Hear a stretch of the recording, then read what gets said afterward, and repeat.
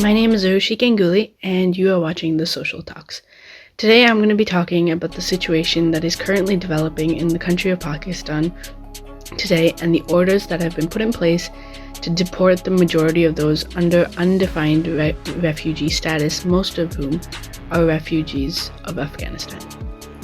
As of the end of October 2023, Pakistan and its governmental leaders have ordered the deportation of all unauthorized Afghani refugees, almost 1.7 million people, if they do not leave voluntarily by the 1st of November.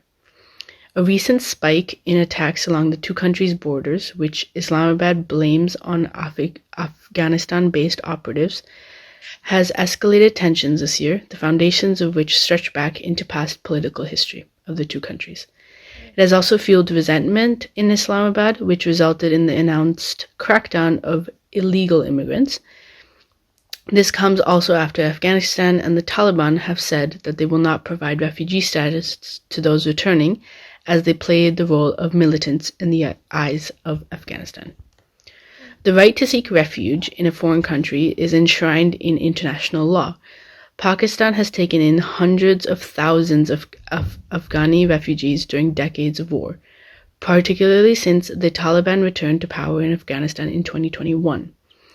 About 1.3 million Afghans are registered as refugees, while another 880,000 have received the legal status to remain, according to the UN.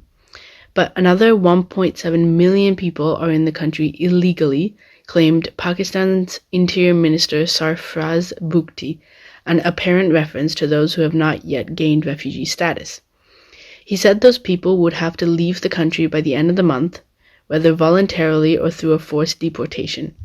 It seems, according to many news sites, that although not mentioned in any official documents or speeches, the bombing of a mosque at Mustang City near the border of Afghanistan and Pakistan, which killed 50 people during a religious celebration, was the final catalyst for the deportation announcement.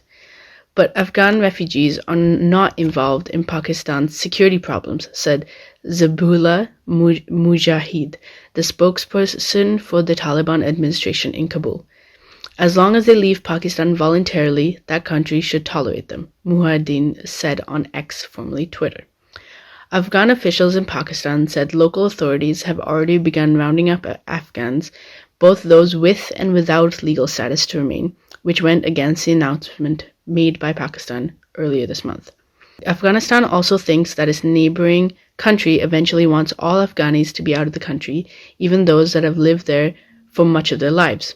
Mr. Bugti has said that there has been 24 suicide bombings along Pakistan's border since January, more than half of which he blamed on militants operating from Afghanistan, which is the reason he gives for the deportation of individuals with the correct documentation.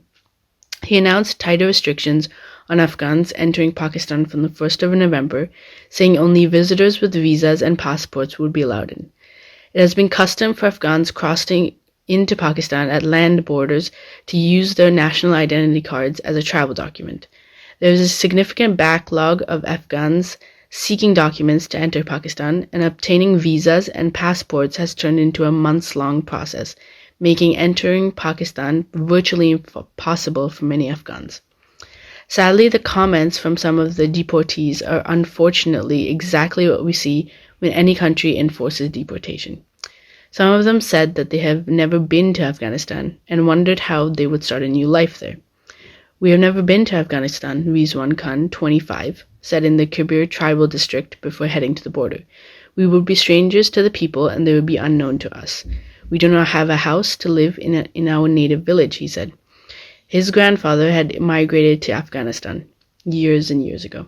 For now, it is a waiting game to see what the result of this decision could be and the impact it could have on neighboring countries and on the international relations that engage with Pakistan. This information was brought to you by the BBC, The Guardians, Reuters, and The Washington Post. We hope you gained some perspective on a very complex issue that impacts people around the world, and we hope to see you again soon.